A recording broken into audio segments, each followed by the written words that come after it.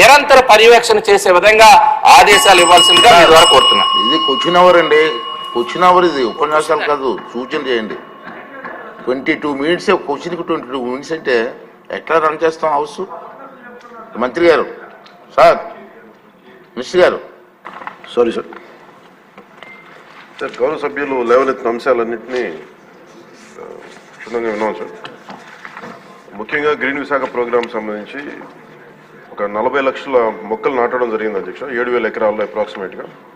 ఇది 2012లో ప్రారంభమైంది, 2021లో ఎండ్ అయింది.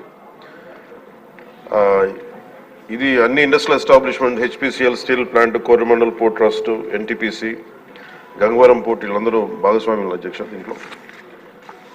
అలాగే ఇందాక గౌరవ సభ్యులు లేవనెత్తింది pollution zonal office is existing అధ్యక్ష. అది దానికి జాయింట్ చీఫ్ ఇంజనీర్ వర్క్ చేస్తా ఉన్నాయి అలాంగ్ విత్ రీజనల్ ఆఫీస్. కానీ ఒక్క అంశం ఆయన లేవనెత్తిన అంశంలో ఒకటి రెగ్యులర్గా నేను కూడా వింటా ఉన్నాను.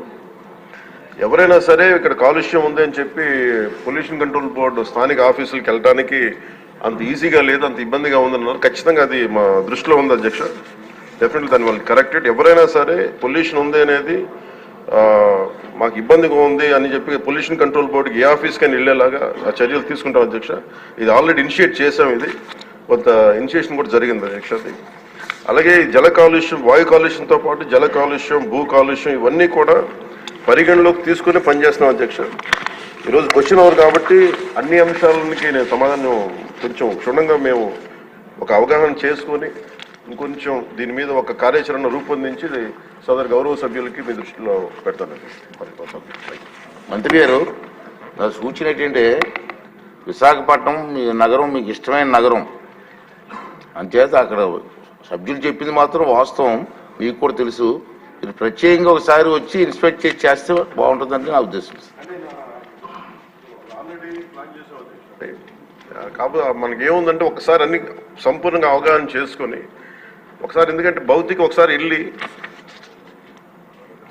ఇవన్నీ అనుబంధంలో ఉన్న డీటెయిల్గా ఉన్నాయి సార్, ఎనెక్చర్లో డీటెయిల్గా ఉన్నాయి, ఒకసారి చూడండి. అలా కాకుండా నేను సభాముఖంగా ఈరోజు మాటిస్తున్న అధ్యక్ష, నేను ప్రత్యేకించి దీని భౌతిక పర్యవేక్షణతో పాటు అన్ని చేస్తాను ఖచ్చితంగా. ఎందుకంటే మన తీర ప్రాంతాలని, ముఖ్యంగా మన విశాఖ నగరాన్ని కాలుష్యం నుంచి కాపాడాలని నిరంతరం తపన పడే వ్యక్తులు నేను ఒకడిని. ఇది ఖచ్చితంగా ముందుకు తీసుకెళ్తాను అధ్యక్ష. ప్రజలకు క్షేమకరంగా ఉండేలాగా ఇది వాయు కాలుష్యం నుంచి, జల కాలుష్యం నుంచి ప్రజలు రక్షించేలాగా చర్యలు తీసుకుంటాం అధ్యక్ష.